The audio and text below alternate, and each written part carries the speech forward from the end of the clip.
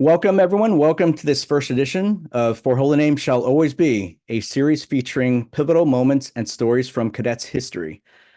For Holy Name Shall Always Be is not just a phrase as part of our core song, it's part of our history. It's part of our legacy. It's the connective tissue across our 90-year storied organization. The phrase itself, For Holy Name Shall Always Be, was a pledge by the younger kids and the Holy Name cadets to their older brothers, family members, and friends who were drafted into the Second World War to symbolize that the Corps would still be around upon their return. Fast forward 80 plus years to 2024, that phrase is just as important now than ever before with the Corps dissolving.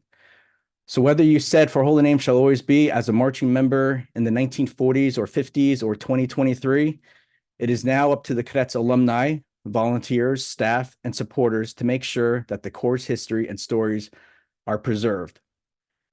We may not be performing shows for DCI anymore, nor are we doing parades on the 4th of July or making special appearances at the Olympics, Statue of Liberty, or an evening talk show. But our legacy, our history, must continue on. The intent of this series is to capture and document those moments such as the inception of the Corps in 1934, the transition to Garfield in 1958, the original Guard Girls of 1969, the Garfield Plebes, Cadets 2, the 20 combined American Legion and DCI championship titles, and lastly, I'd like to cover the rich legacy of family ties in cadets history that includes not only marching members, but staff and volunteers. Today, I'm excited to share with you our first topic, the 1983, 1984, and 1985 Garfield Cadets, the first drum corps to pull off a three-peat in DCI Open Class history, and the third time in cadets history to pull off a three-peat following the 1948, 49, 50, and 1960, 61, and 62 American Legion champion titles. My name is Eric Deki, and I'm an alumni of the 1989 and 1990 Cadets of Bergen County, and I marched euphonium. Throughout this series, I'll be bringing in guest hosts, and today my guest host is Paul Herzog. Welcome, Paul. Hi, Eric. Hi, everybody. Could you introduce yourself? And Yes. yep. My name is Paul Herzog. I marched in the 1989 baritone line with Eric, and was a huge fan of the cadets before that, and I'm thrilled to be here. And question for you, Paul, is front of the bus or back of the bus? I'm a back of the bus guy, although actually my favorite spot is probably middle of the bus, so you can pick up on both vibes. You get the best of both worlds. Yes. All right. So let's move on to introducing our panel today. So we have a diverse group of panelists, members who marched all 3 years of the three-peat and then some. Some of the members were also part of the staff during the three-peat. Many of these panelists are in the Cadets Hall of Fame. Some are even part of the DCI Hall of Fame and don't need any introduction. I feel a little guilty asking them to introduce themselves. That being said, this is being treated similar to an oral history interview. So for posterity of the recording, let's go around the virtual room. If each of you can briefly say your name, years marched, years on staff, what instrument you played, and then same thing with Paul. I'll have a question for each of you. So I'll just go according to my gallery view. Let's start off with Cheryl. Hi, everybody. My name is Cheryl Gillick. I grew up in Garfield, New Jersey. I was a member of the plebes for a couple years until I moved up to the big Corps cadets in 1978. So I marched in the Corps from 1978 to 1985 in the color guard. Nice. And what was your favorite year of drum corps? Really? My favorite year, I might have to say 82. Why That was 82? because that's where it all changed. And that's where I felt that we really made the move from good to great. Awesome. Awesome. Chris Noble, you're next. Well, hey, everybody. I'm Chris Noble. I marched Garfield Cadets 83, 84, 85, and 87. 86, I marched Reading Buccaneers. I was out on my own for the first time in an apartment with, believe it or not, Matt Krimpaski. That'll come up later, I'm sure. My first exposure to it was one of my high school bandmates brought me to a rehearsal in 82. I was one of the Leo Schwartzes that marched that spot and for a weekend, and I just fell in love with it, but I was too young. So the next year I made an effort. Nice. If you could play another instrument in another section or within the horn line, what instrument would that be? Has to be horn line? No, it could be anywhere, any percussion, tenors. Yeah. Yeah, I've always thought tenors are cool. After teaching marching to two different drum lines and putting on the rack to do it to teach them, so I didn't look like a punk. Yeah. All right, and you're next. Hey everybody, I'm Jonelis-Voorhees. I marched in the cadets from 1981 to 1988, and I was in the color guard and loved it. If you could perform in another show, what show would that be? Oh, that's a tough one. I don't know. I might have to get back to you on that. And in all honesty, Eric, I probably couldn't name one. Mm-hmm. But if I could, I don't even know what year it is. Ricky Wygant will tell me. It would have been a Blue Devil show where they played Pat Metheny's First Circle. 85. 85. 85. All right. Tom Smith vacated his seat, so let's go on to Tom Aungst. Yes. Hello, everyone. How we doing? My name is Tom Aungst. I marched in the drum line, the Garfield Cadets. 81, 2, 3, 4 was in the snare line. And then 85 to 89, I was a snare tech. And then 89 up until 2008, captain ed and arranger. Came back in 13 for a little bit. And saw why I left in 2008. And then came back in 17, did 17 to 22. So I think it's about, actually it's 34 years I've been involved with the cadets. I didn't even think of that until right now. Wow, 34 years. That's crazy. That is completely crazy to me. Front of the bus or back of the bus? I don't even remember. I remember being on staff, we were in the middle of the bus. I think the horn guys were in the front and the color guard was in the back. I don't even remember. I mean, I think we were mostly exhausted when we were on the bus. I don't know. I think maybe the middle, just because I remember being in the middle on staff. Michael Jones, you're on the hot seat now. Hey everybody, Michael Jones. I came to the Corps in 83, March 83 through 88. I taught on the drum staff with Aungst, 89 and 90, and that ended my career in drum corps. What was the your favorite stadium to perform in? Madison, yeah. It was always pulling up to the stadium, and you know how you see the top tier and you see the people. We'd always get stoked seeing the people up in the stands. And that top tier was crazy. Madison was a great stadium. Yeah. And we won 3 years. There. So good track record there. Yeah. Cool. Tom Smith. I marched 82 to 85, and then I taught in 86 and 87. I was a soprano in the horn line. What was your favorite year of drum corps? It doesn't have to be one of the three, the years that you marched, but any other year. What was your favorite overall year of drum corps?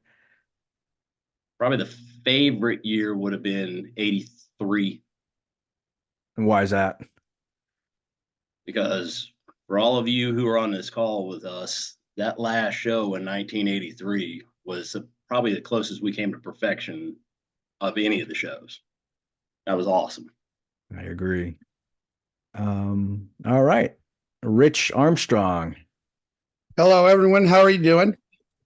My name is Rich Armstrong. I marched from 80 to 86. I played baritone for 4 years, and I conducted for a few years after that. And I taught 91 and 92. What was your preferred responsibility while on tour? We had the, field lining crew, bus crew, school cleanup crew. What was your preferred responsibility? That all depends on what year you ask. I'd say the first 4 years lining the crew because we got to eat first. So there was a perk there. Good answer. Good answer. That's the correct answer. All right, Shorty, you're up. Okay. Well, I'm Shorty Bartholomew. I marched 81, 82 as a soprano player, and then taught 83, 84, 85, 90, and 2023.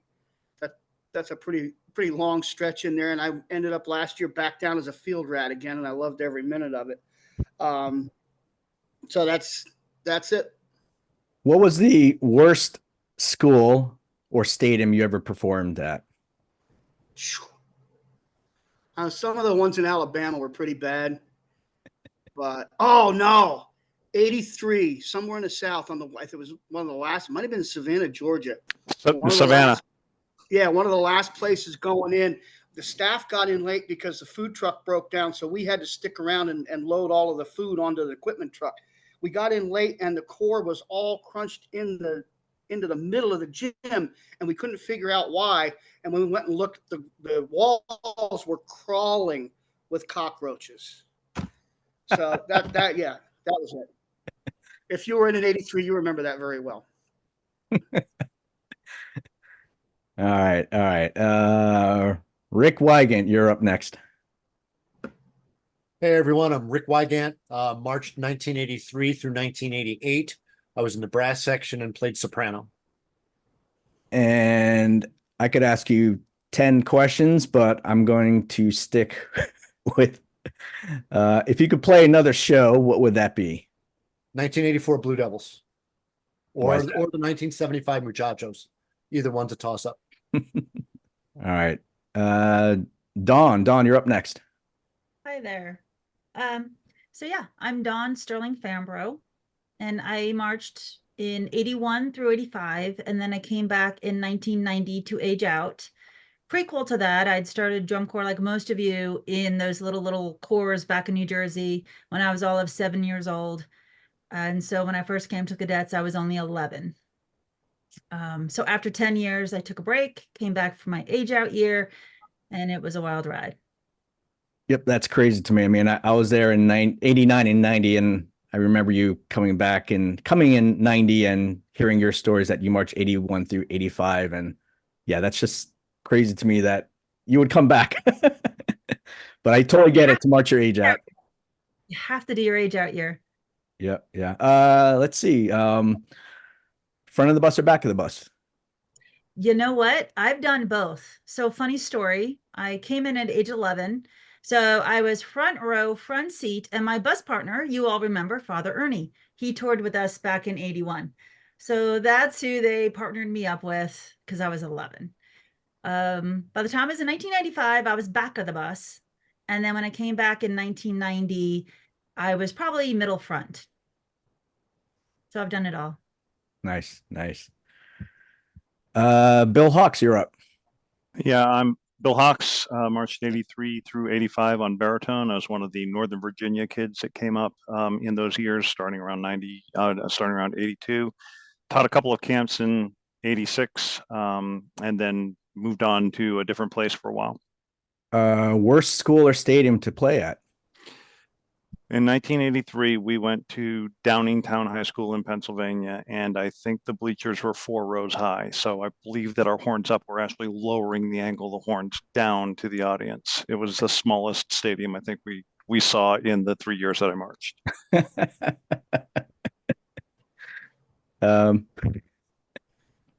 Kathy, you're up. Hello, everybody. It's Kathy Wygant Pantel. I marched 83 to 85. Rick continued after me, but we marched together for the first 10 years, and then he kept on going. I was in the mellophone line. I was the tall one. And the joke that, or the story that I have was Rick started 2 weeks before Memorial Day. I started the weekend before Memorial Day in 83. 2 weeks later, we were in the Bayonne show. They full uniform, full plumage and everything. And they suddenly realized that I was between two guys that with their plumes were almost 6'4". And there was no way I was going to look normal in the set. So Sunday morning, Mark Sylvester grabs me by the shoulder, puts me in front of the entire horn line and says, "This is the reason you are all learning new drill spots today. And we are all going in height order." So they had to scrap everybody's drill set and put us in height order because there was no way I was going to look anything close to normal between two guys that were over 6 feet tall. So that's my claim to fame. I would love to see a picture of that. Actually, I think you shared a picture with me. I saw one tall guy, but John Malaskis. okay. Nice. Oh, what's your, if you could play another instrument, what would that be? I don't know. I'd probably be guard. I'm not as graceful as the ladies were back then, or, you know, whomever's marching now, but I could probably fake my way through it, I guess. Could hide in the back, you know, pick up equipment and stuff. That'd be it. Nice, nice, nice. All right. And last but not least is Michael Klesch. Hey there. Yep. I'm Michael Klesch. I marched 1982 bass drum, number 5 bass drum out of 6. AT 83, I was drum major. 84, I was on the brass staff, and 85 started writing and wrote from 85 until 92. Yeah, you have such a crazy story arc. We'll cover that later. But for now, front of the bus or back of the bus? I was kind of the middle of the bus, you know, front of the bus. And it didn't matter because anyway you got off the bus, you got hit by Aunt Nell. So it didn't matter kind of where you sat. All right. Well, thank you all for the introduction. So let's move on to the years leading up to the three-peat. So I'm really kind of curious about, you know, starting around 78, 79, 80, 81, 82, and why you became cadets. For me, I joined in 1989. So by then you guys had won 4 titles within a 6-year span. So it was kind of, you know, obvious to me. I was also a Bergen County kid. So going to the cadets made sense for me. But for many of you, you know, who joined as early as like 78, 79, 80, 81, you know, what was your incentive? And first I want to talk a little bit about the Garfield Cadet Plebes. Maybe Cheryl, can you talk a little bit about who they were, who were the Garfield Cadet Plebes, and, you know, your evolution with them until and through joining Garfield? Sure. The Plebes were basically a support organization for the cadets, more of a feeder organization where local students could go there and basically learn how to play an instrument. I actually played trumpet and baritone in school. So when I was in the Plebes, I actually was a horn player and marched winter guard. And then when I went into the cadets, somehow I ended up in the color guard. But there was also another offshoot from the Plebes called the Epics that there was basically a gentleman who wanted to start his own drum corps, and he broke off from the Plebes and started a second drum corps in Garfield. So the Epics actually competed against the cadets, and the Plebes remained the feeder organization for the cadets. I was in the Plebes probably 3 years, from like late 75, early 76 until 78, but the Plebes started somewhere in the late 60s. And I to be honest, I don't even know how they started. I just know that many Plebes moved up to the cadets going back through the 60s. As far back, Greg Cinzio was a Plebe and also marched in the cadets. He marched 10 years in the cadets, and he was in the Plebes prior to that. All the Cinzios, pretty much anyone in those days that came from Garfield, and then somehow they started recruiting outside of Garfield, and people joined to be in the Plebes, which was just a parade corps to feed the cadets. So I'm sorry, how many years were you with the Plebes? Probably close to 3. 3. And then what year was your first year with Garfield? 78, 78. So you were there from 78 through 85. 85. Yeah. So you saw the entire transformation. My first 2 years in the Corps, we did not make finals. 79, we were not very good. 78, we were better. And you almost didn't have a third year. Correct. Yeah, it was 14, 16, 10, 7, third, first. Those were my years. I play the lottery. Those are the numbers I play the lottery. And you marched some great years. I also wanted to talk about the Southern Lift of Kids. So I know in 1980, and as someone just said, there almost wasn't a Corps in 1980. I know that at one camp, I think I heard that there was only 12 people in the horn line, something like that.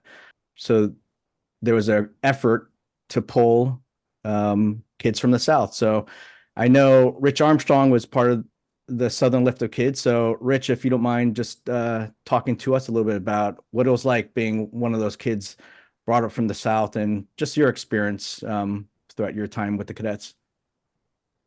Well, I come from a high school band that wasn't very good. And one day, George, Jim Paradise, and Tom Grant showed up at the school, showed us a video of the Kilties, and said, "We want you to come join Drum Corps, but it's not this group. Come join the Garfield Cadets." And I went home and I asked my mother if I could go. She said, in so many words, no. And then they came back the next day to interview and to audition.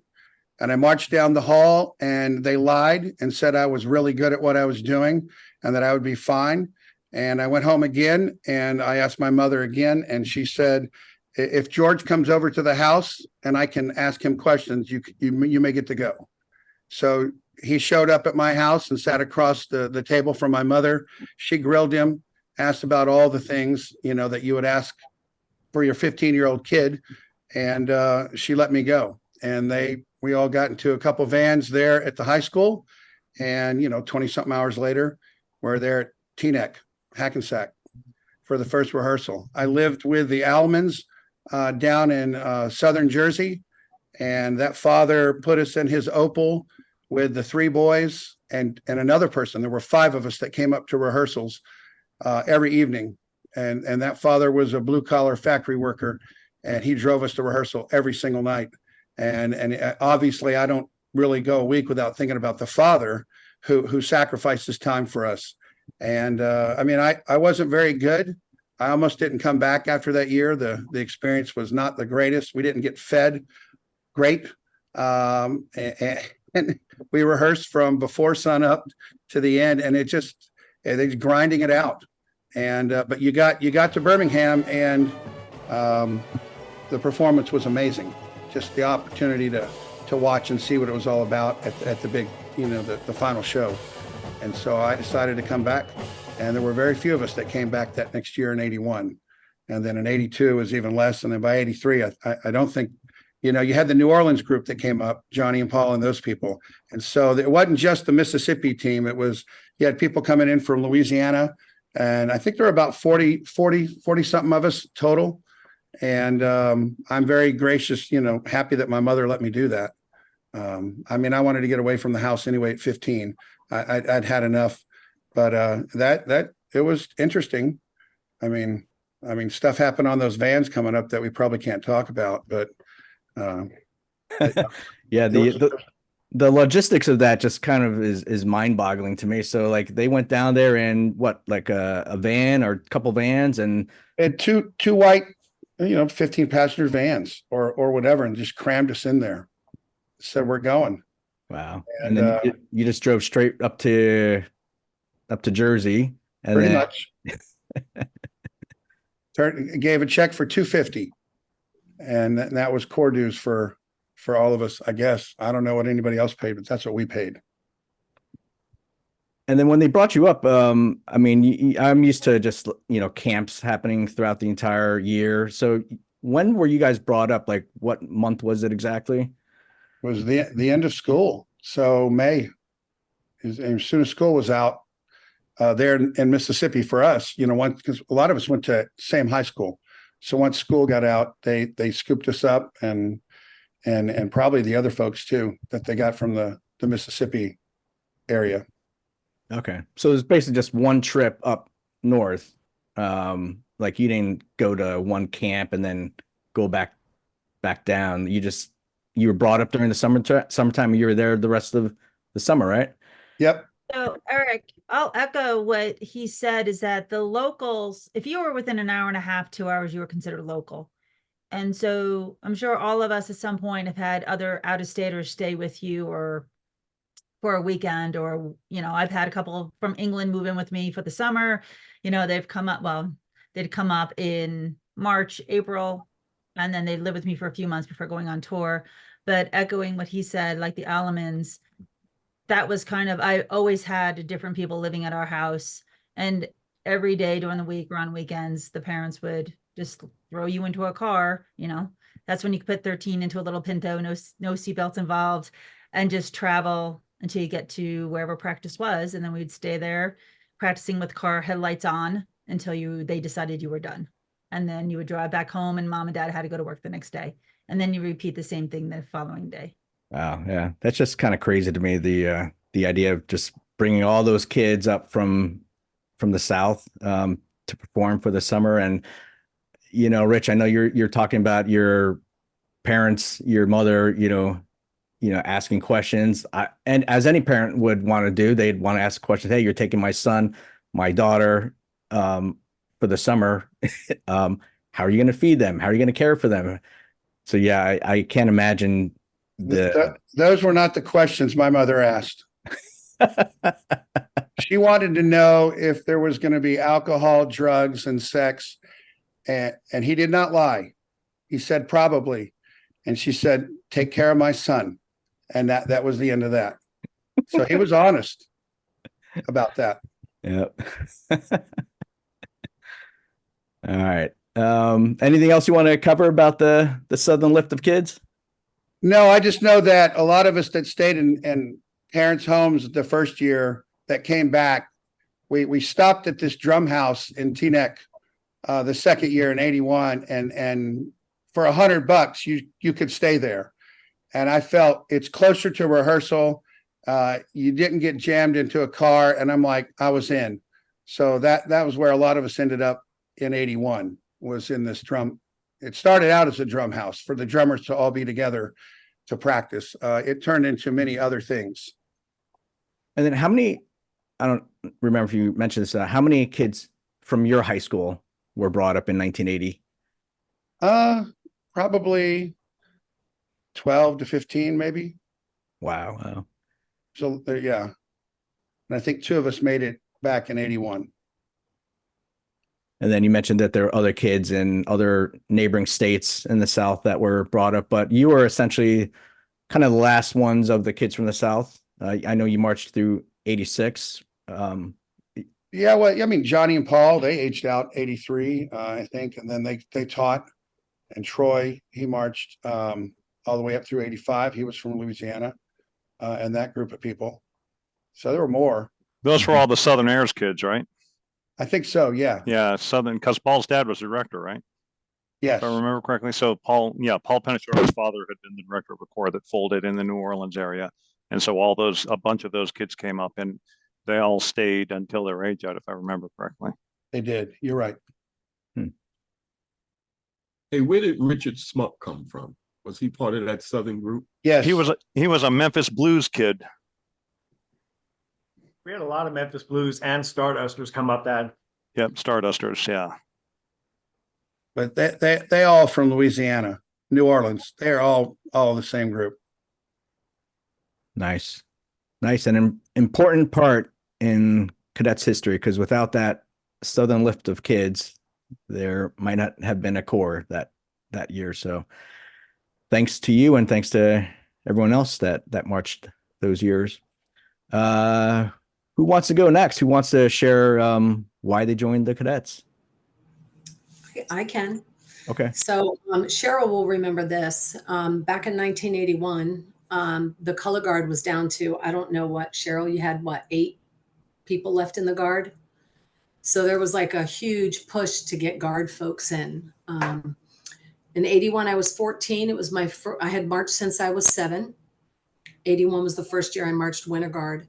And there was a whole group of people from Connecticut going up to the cadets. And, you know, I really wanted to march. The drum corps I had marched in previously had folded. I had nowhere to go. I was drum corps homeless. And so a couple of the girls that were going up, there was 3 sisters, the Duffy girls, and they asked if I wanted to go. And kind of like Richard, I asked my mother, and she was not so nicely said, no, you're too young.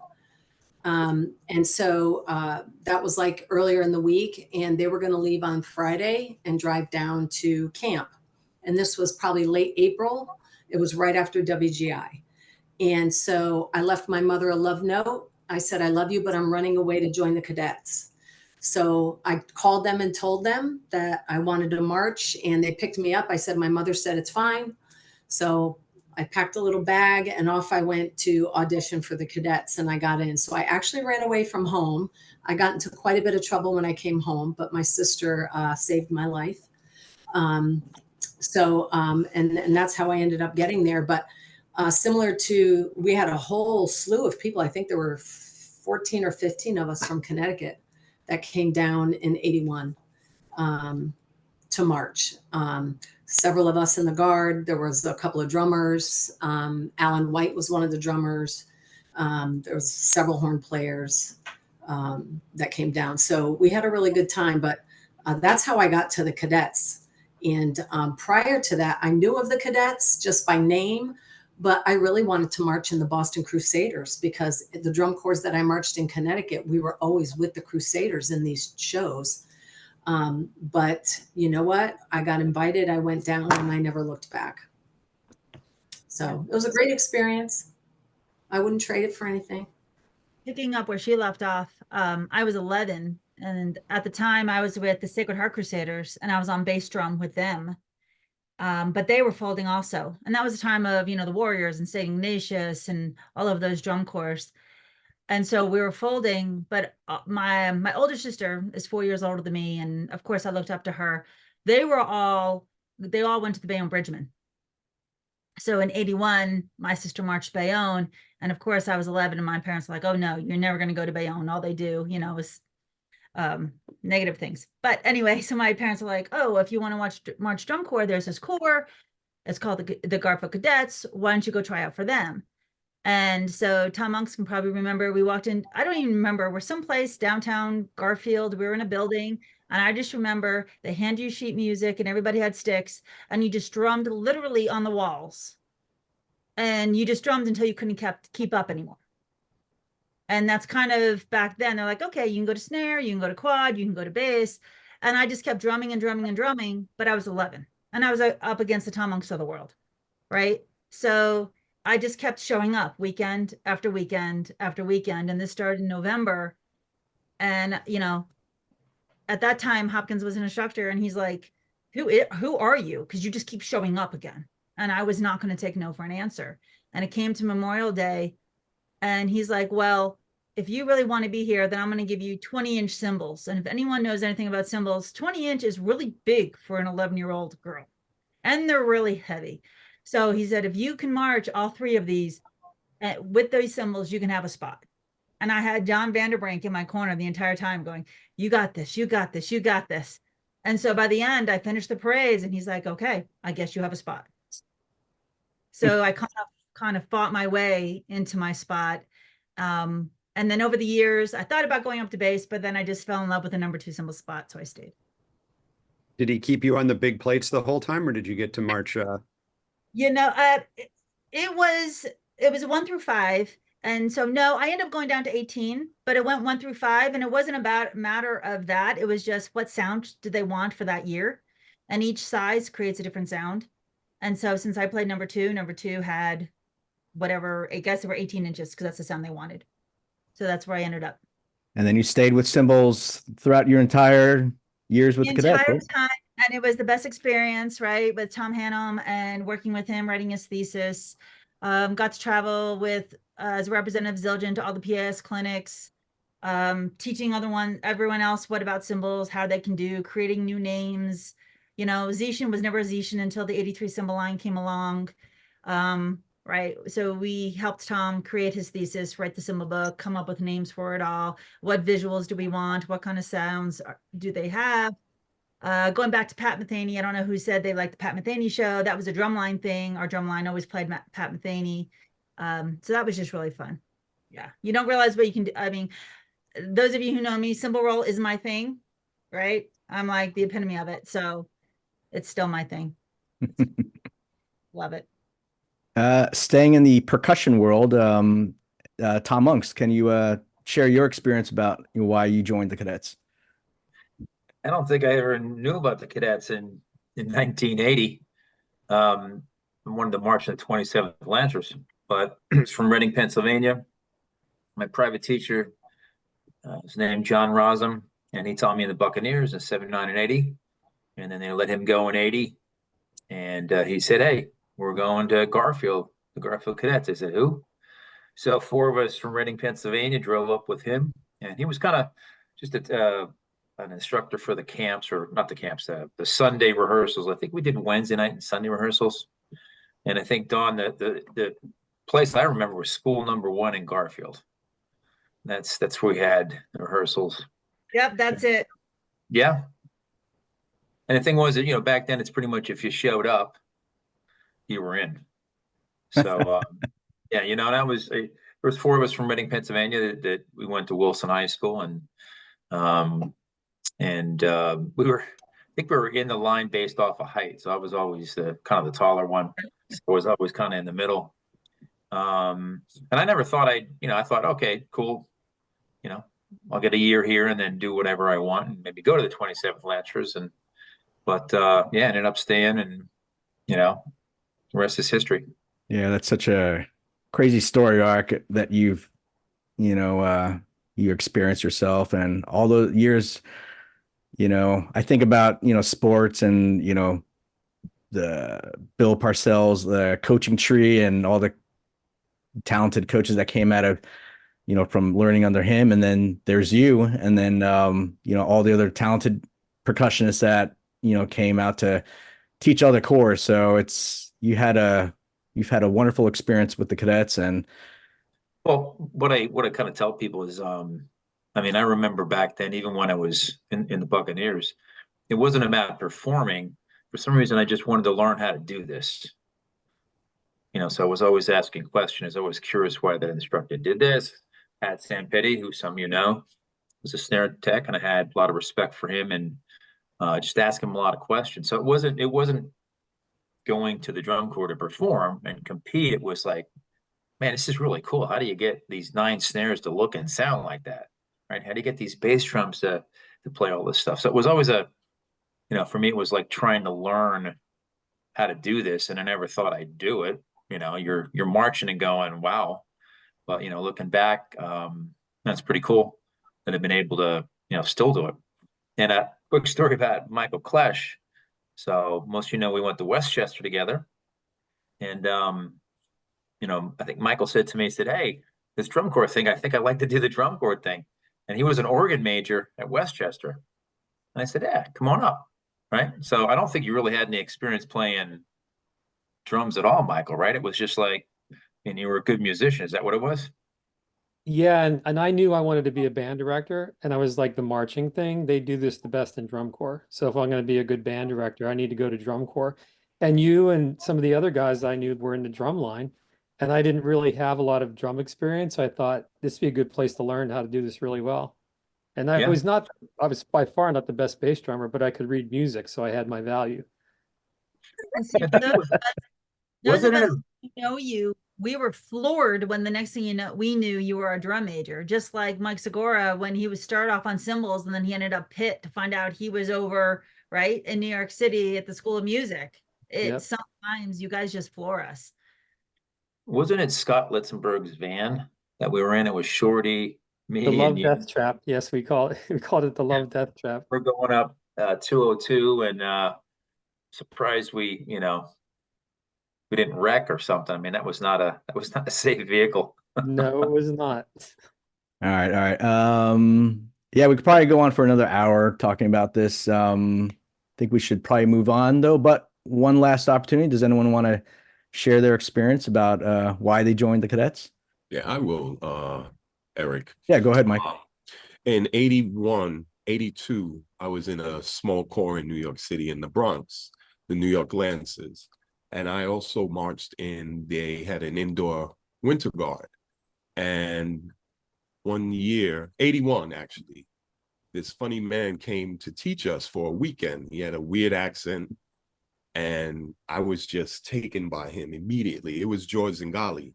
He had come down and he taught us for the weekend. I knew who he was. I knew he was from 27th Lancers, pretty much a big name. And then in 82, I found out that he was teaching Garfield. He was working at Garfield.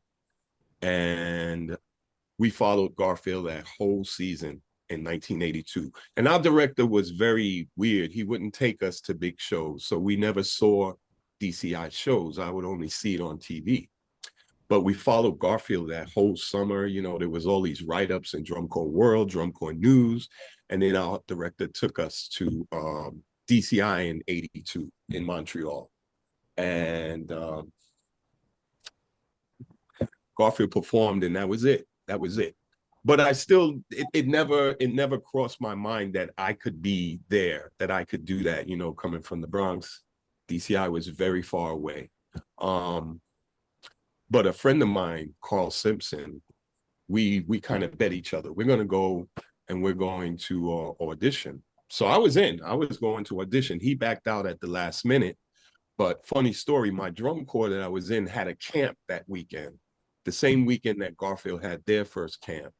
So I lied. I said I had some family commitment and went to the camp. Lo and behold, Sadie Vonderschmidt, who taught there, her husband was George Vonderschmidt, who was my drum instructor. So he came to the camp that night, and I'm laying there on the, but he was all for it. He was all for it. He was proud of me, and he was all for it.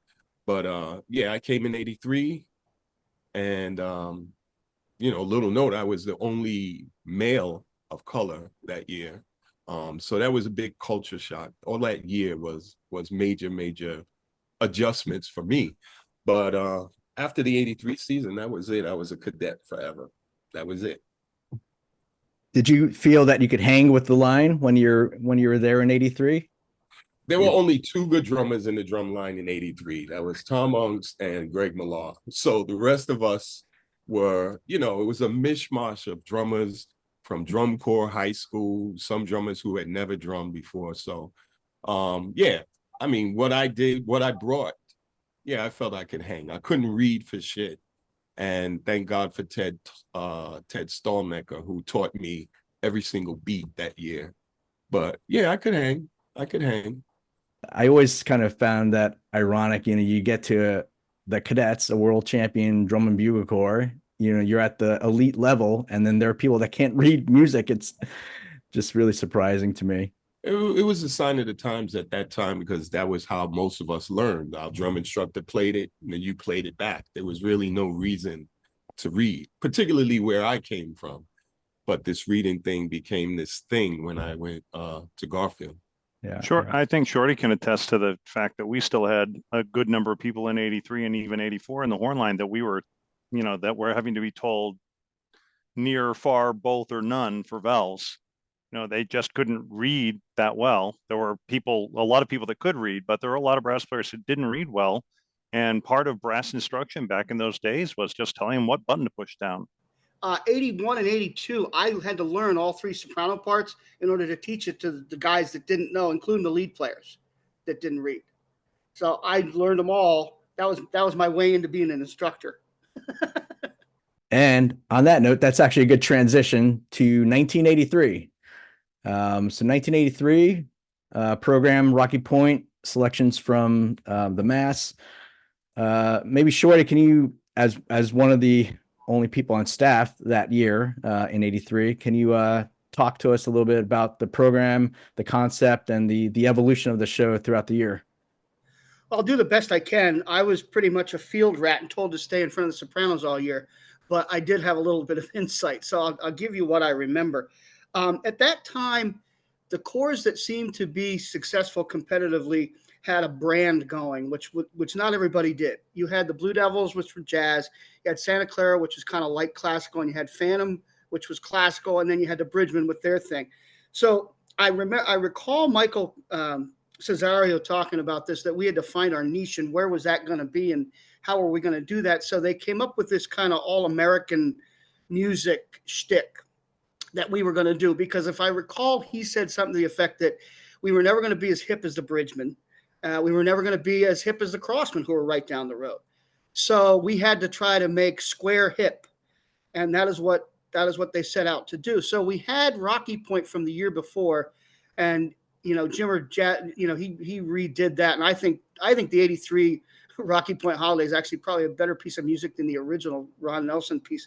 But then to continue it, I know that it seemed like the next logical step when you're talking about all-American music, what was that going to be? And Leonard Bernstein fits the bill kind of perfectly. And there was going to be a lot of material to choose from. So when they introduced the mass, that was kind of way out there. And I can remember early on, we did a couple of standstills at parades and stuff on Memorial Day playing the new show music, and people hated it. The people in Garfield, they hated it. Oh, it's just for the judges. That's not drum corps. Of course, you never hear anything like that anymore. But we were hearing it, 40 years ago. And so it got out there. The corps was doing really, really well early on. But you want to talk about the evolution of the show. The one thing that we didn't have down was the ending. Okay. For the first part of the season, first tour, we had a down ending and sang Amen as kind of a nod to, I believe it was the 78 corps, 77 or 78. Cheryl, you would know when they did I Don't Know How to Love Him and did the vocal Amen and got penalized for it. So we were doing that. And between tours, we knew something was going to happen. And I can't remember, someplace in New York dropped the corps off in between tours. We went home for a couple of days and then came back because we were going to have this new ending. And I can remember handing it out, and everybody went away in the sectionals to learn the new Rocky Point tag on the end of the show. And the first time we played through it, everybody's looking at each other going, yeah, I think this might be the one. As soon as you heard the mellophones on the re-entry, it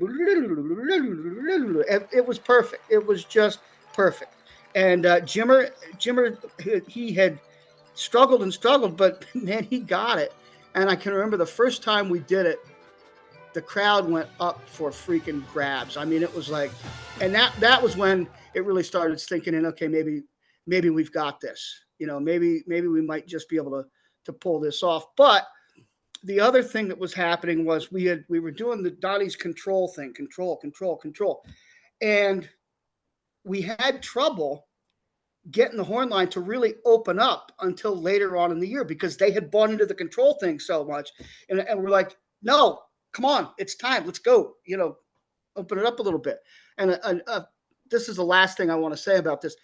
The offertory, which was the concert number that year. And of course, we're trying to do things differently. So we played the first part of it facing backfield. And they put a new ending on that also, which when we first did it, it has that big sustain, and then the baritones come in at the bottom. There were kids in the horn line who weren't buying it. They're like, that's not us. That's not who we are. We don't play, that kind of thing. So there was a little bit of tension within the ranks, which, and I remember Michael Cesario explaining to everybody, look, every once in a while, you got to give them a real big boom to let them know when to clap.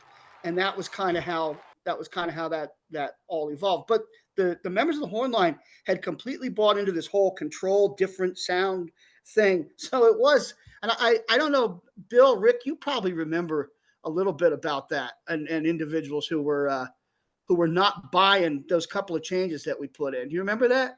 I can think of one in my section. Yeah, I can think of one in your section also. Okay. So I'm not misremembering that. No. I had no problem playing loud. I was a fan. Yeah. I was 16, so I didn't know any different, but I liked loud. I do think that, Shorty, the loudest we probably ever played that offertory was when we turned backfield in Madison the night before Whitewater, and the whole back sideline was lined with Santa Clara in their uniforms because it was the first time they saw us. And then we Yeah. turned front and just let loose. That was a very loud moment, if I remember that correctly. Yeah, you evolve naturally with those things, for sure. For sure. Tom, Michael, Klesh, and Mike Jones, and Dawn, from a percussion perspective, what were your thoughts playing Rocky Point in '83? Well, we were not very good. What's really weird is I marched 6 years in drum corps, and I didn't march in really good drum lines. And so '83 we struggled, all year, to the point where, I remember, I think it was, I guess after prelims or something, George and Tom kind of set the drum line down and basically said, listen, and back then it was the tick system. So if you get a 9 ticker tonight, and it was John Blair, and John Blair would get on his knees and get underneath the drum, and he was a tick master, and he'd walk up to you and go right in front of you. And so we knew we had to get a 9 ticker. So on the front sidelines, we're see George and Tom, and so we're going through everything, and there's 1, there's 2, there's 3. Now I guess the last minute of the show, there's a gun that goes off. Mm-hmm. So after that, that's when it was, we could throw up on the drums and it wouldn't matter. So they're up front, they're counting, you see the fingers going up, and we're on the drum line kind of talking about it like, oh shit, there's 7, there's 8. See John Blair on the front sidelines. You have about 15 seconds before that gun goes off, and he runs back, and he caught 1, and then the gun went off, and he went for another one, and that was it. So all I remember is Hannum and George just losing on the front sidelines. We weren't even done yet, right? And it's because you could add up all the ticks and figure out that you were going to be pretty close to winning. So, I don't know. I think with Tom's writing, it was new. We were moving a lot on the field, and it was hard to clean that. No one knew how to do that.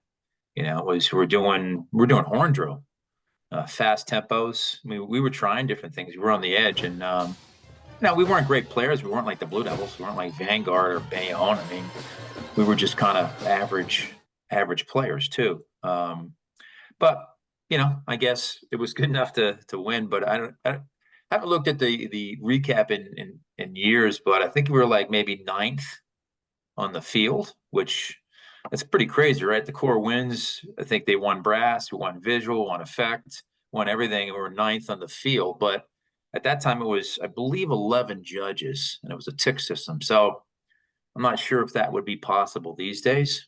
The Corps would be able to win, and then, I say 9th, but we were definitely down there if it wasn't 9th. So, Tom, do you remember, was John Blair doing execution? Was that him? Who's that? John Blair was doing execution, right? John Blair. He was All crazy. I remember is every time a judge came on the field, I was like, come at me so I can hit you. I wanted them to come at me. I actually, Eric had asked for some pictures, and I knew somewhere in a box I have a very little scrapbook that has whatever I have in it. But I found it today, and one of the things in there was a 1983 recap, like from the show. I don't know how I got it. It's in the scrapbook. You had a 10-3 from John Blair, so you had 7 ticks from him, right? Yeah. And you were 1, 2, 3, 4. You were 4th with him. Oh. Yeah. They were 4th overall in percussion, I think. 18-9.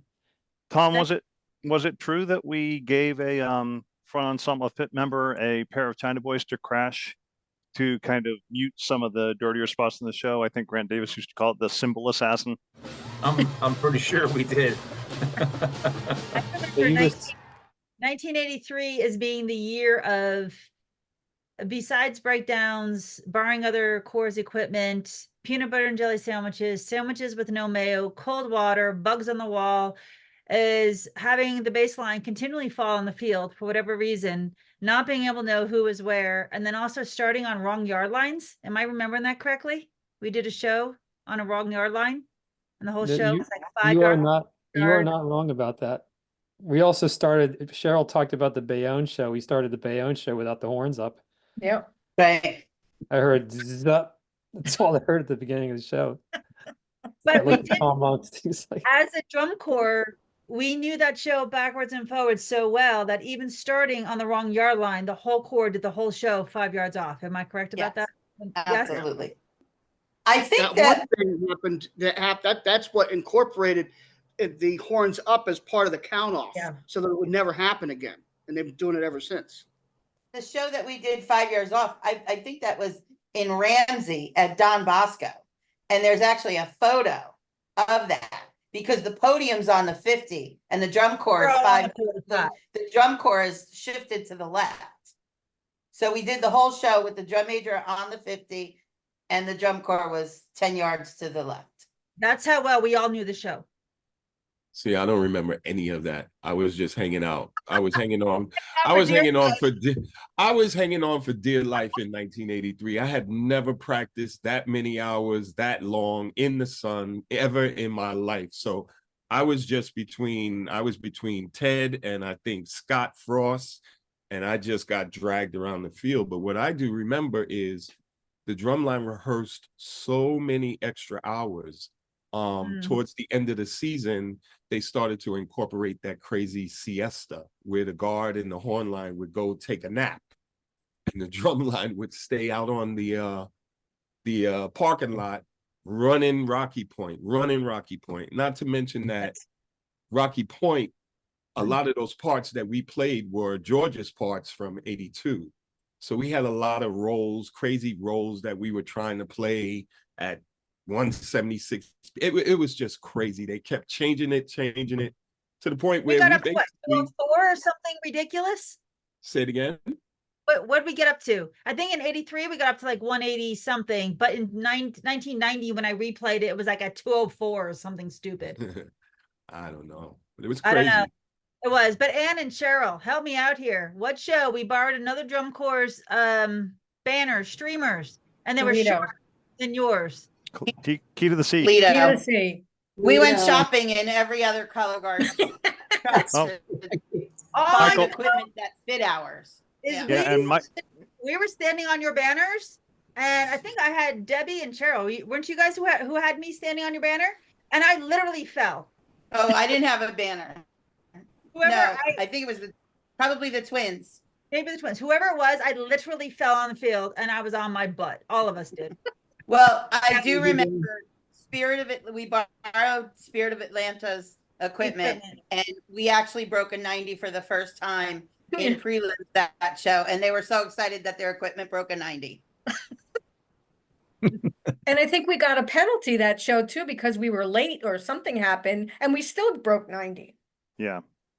Yeah. We had wrong mouthpieces because we were borrowing horns from them. The tenors were backwards. Michael, do you remember that? You guys borrowed Spirit's Oh, I tenors, and remember that. the middle two drums were backwards and didn't have the fifth drum, right? So Absolutely, you guys didn't know yeah. whether to play it on the top drum or on the 25 stick holder. picks in the On the quad rim. line that show in prelims. I remember Grant Davis reamed us after prelims. 25 ticks, but hey, drums were backwards.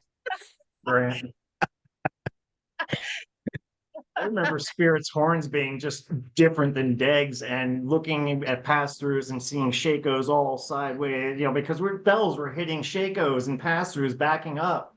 It was like going to the parking lot wasn't really going to the parking lot, it was more like going to the mall to borrow equipment.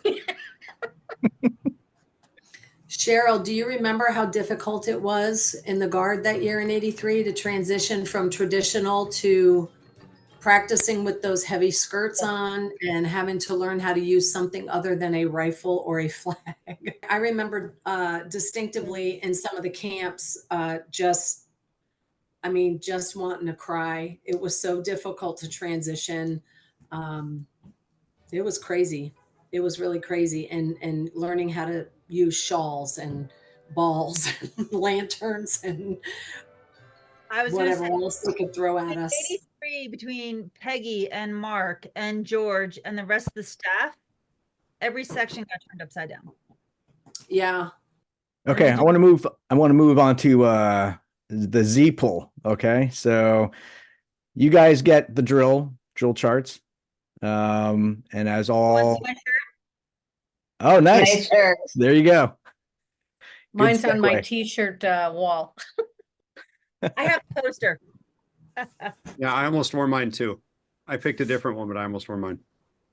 So talk to me a little bit about the first time you guys performed the Z pole, or the first time that you saw the drill charts. Like, what did it mean to you? I mean, obviously, you know, history has showed us how amazing the Z pole is and what it's done for, you know, it's part of cadets history. But 1983, you guys get your drill charts, you see this Z pole. What do you guys think off the top of the bat? What is it? And how do you do it? And then what was like the first time you did the show? What was the audience's reaction? I almost think that when we got the drill charts, and correct me if I'm wrong, we just did pretty much what we were asked, what we were taught. And the one thing I will say about the staff that taught us, they taught us how to and the whys. We're doing this because, or, you know, within the color guard drill wise, they would, you know, explain how the drill move worked and what, you know, how to basically correct yourself kind of thing. So the first, I do remember being in the color guard because you're kind of in the back and you can see what the audience is doing. And they were on their feet as soon as it started. Once they realized what was happening, everyone was on their feet by the end. I remember that too, Cheryl. Didn't they teach us sections of the drill in reverse in 83? For some reason, I remember learning it backwards, then forward. I was gonna say, I have to agree with Cheryl. When literally, here's what we want you to do. We went out, we learned it, and we didn't really, I mean, you could see the pictures, you could see the drill charts, but we didn't know what it was. No idea. Until we ran it. And then we're like, okay, because we never saw it. I mean, we never got to see it from the crowd's perspective. Right. And the first time we did it, and they lost their mind. So we're like, man, I wish I could see what's going on out. I can remember that because I was on the sideline. I was at field vet. I never saw anything was going on, and it was at that Bayonne Stadium. And all of a sudden, behind me, they are going berserk. And I'm like, I'm getting up there because I'm going to find out tomorrow what this is. I just thought it was because we played loud. Always hearing Dane yell, either throwing babies or he would yell in the whole world. Yeah. You would always hear Dane. Yep. But we didn't know what that meant or what it was referring to or why. I think the first time I saw the 83 show was prelims high camera that someone brought back to the school. I don't think we saw any of the show until that point.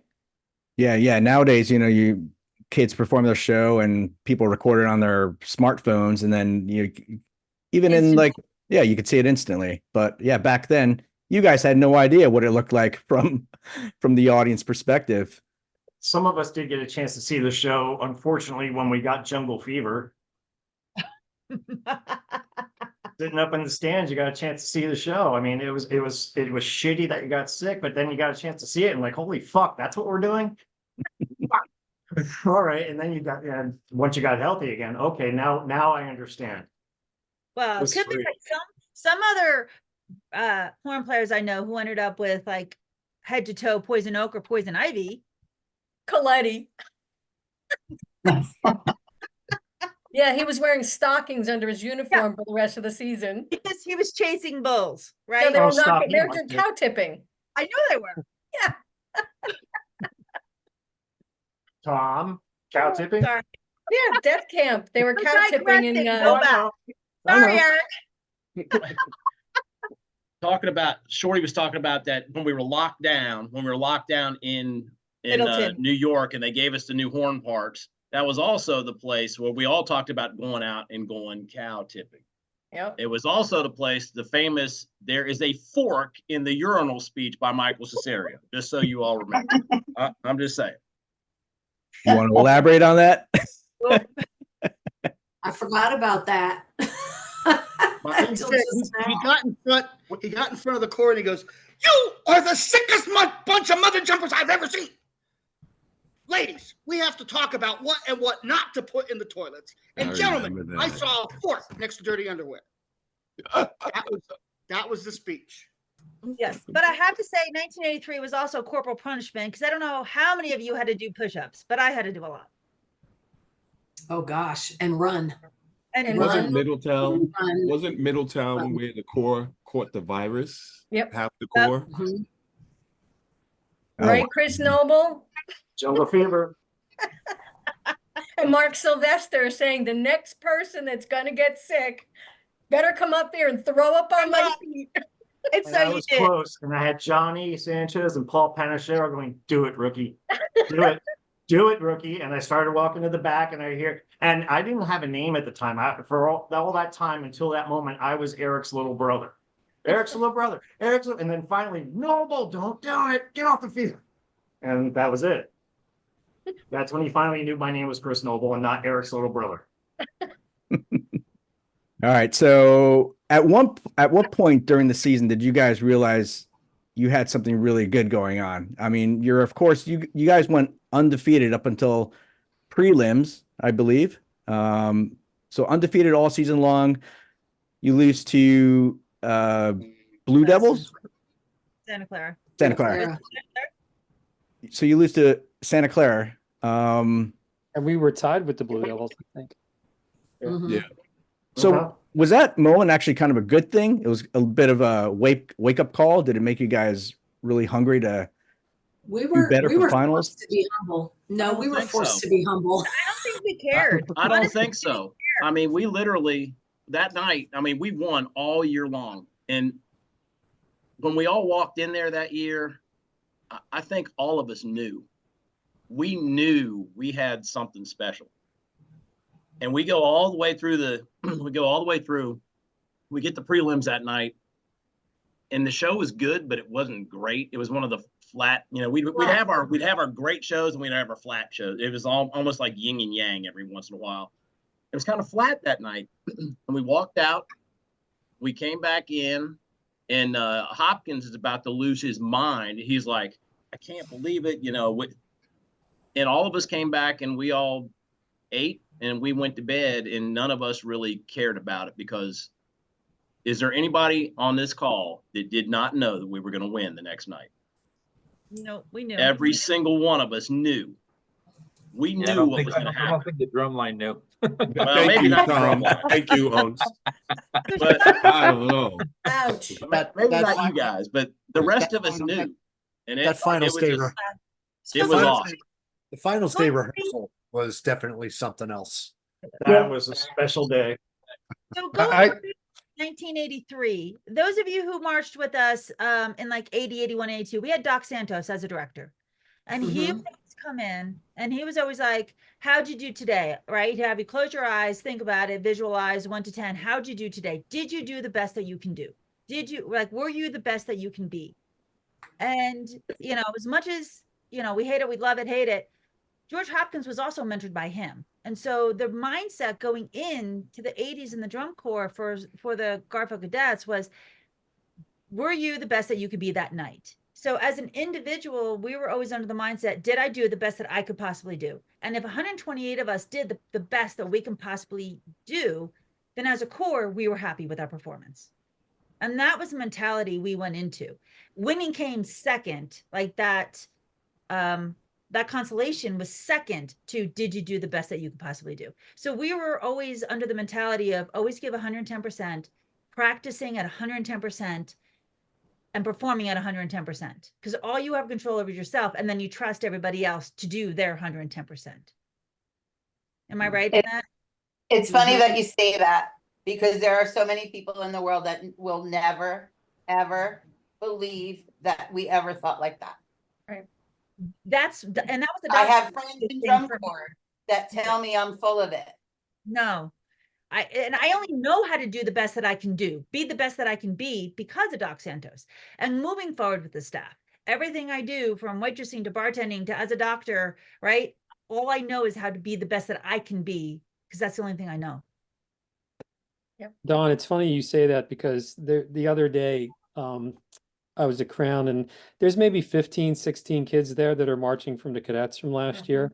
So I sat down with them one afternoon because, we have the cadets in common. And, one of the things that they asked me about was, you know, it was really interesting. The question was, are there things from those early days that you wish people did now? Or what would you bring to the now that you did back then? And I said, when we were at the cadets, you know, like, and I wasn't there when you started, but I grew up there thinking that all that mattered was we did the best that we could do. And we didn't compare ourselves to other people. We didn't compete. We didn't Yep. do any of that. And that's what I grew up there. And then as time went on, you know, that became a little disillusioned, unfortunately. But it's like that's the lesson I took away from it. And I still think Yep. about that. My kids hate me because that's just do the best that you can do. And if you did everything you can possibly do, then that's all I can ask. Yeah. I think for me in 83, when I knew that we were going to be the best, Whitewater was always the show that you kind of knew where you were going to be stacked going into finals. And the horn line was out on a crappy field warming up, and we're marching in to do prelims, and we have to go by the Blue Devils who are they're in front of the basketball court. And they were just being a bunch of dicks. I mean, straight up cussing, yelling at us. And something made us all get stronger as a cadet, like straight ahead, don't move. And there was something special about that moment for me. And I think for a lot of the horn players, and you went into the stadium and you're like, you know what? I hope we can try, you know, to talk about doing your best. I hope our best trounces them. And puts them in their place. And we did. And it was like a point and a half or whatever. And I knew that at that point, it was just about how good can we all be, coming back to the best concept. And that concept carried through into 84, 85, even into 86. There was a point in 85, though, at Port Huron where it was like, I need you to go out and beat the Santa Clara Vanguard tonight.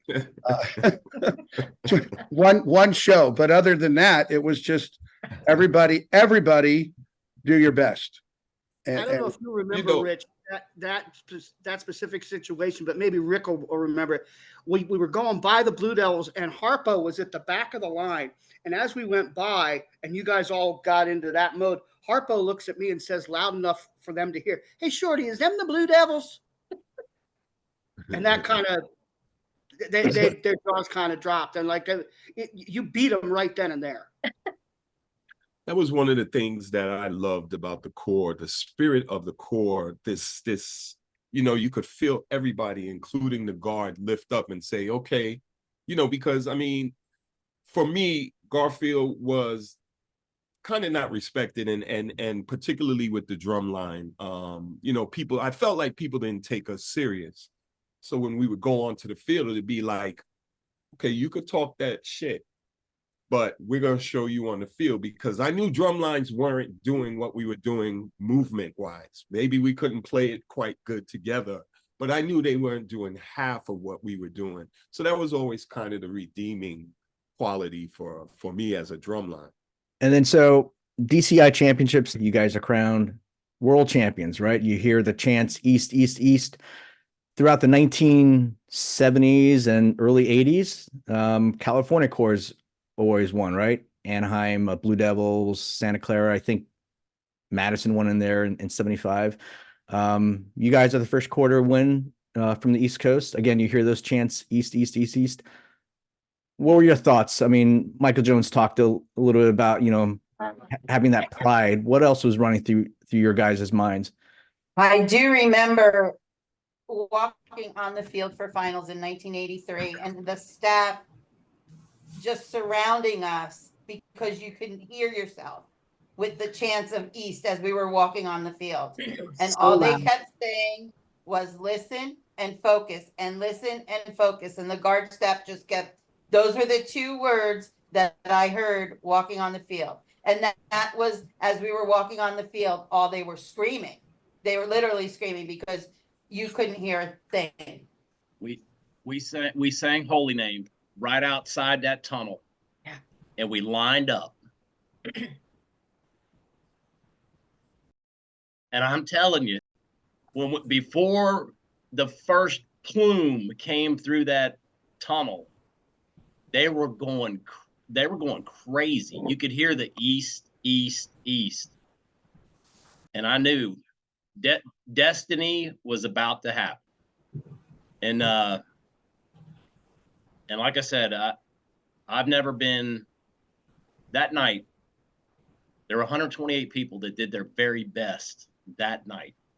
You know, we won other shows, but for me, that night was, I mean, that was all of us together, one heartbeat. And we knew we walked off that field. We could have come in the last, but the feeling after that show was, for me, was just awesome. So retreat happens, and there's an incident with Santa Clara Vanguard. Who wants to share their experience of what happened? I remember standing there, and I was in the middle of the block, and I remember standing there trying to figure out what was going on. Where was Santa Clara turning away from us? Because I'd never been on the field for finals except Class A, and that was a whole different animal. And you know, we just sat there or stood there and were trying to figure out what was happening. And then they started to play, but they were playing to the Blue Devils, not to us. And I think, wasn't that when Gail Royer came flying out of the stands, and I don't know if he stopped them or let them finish, and then it was just bedlam at that point.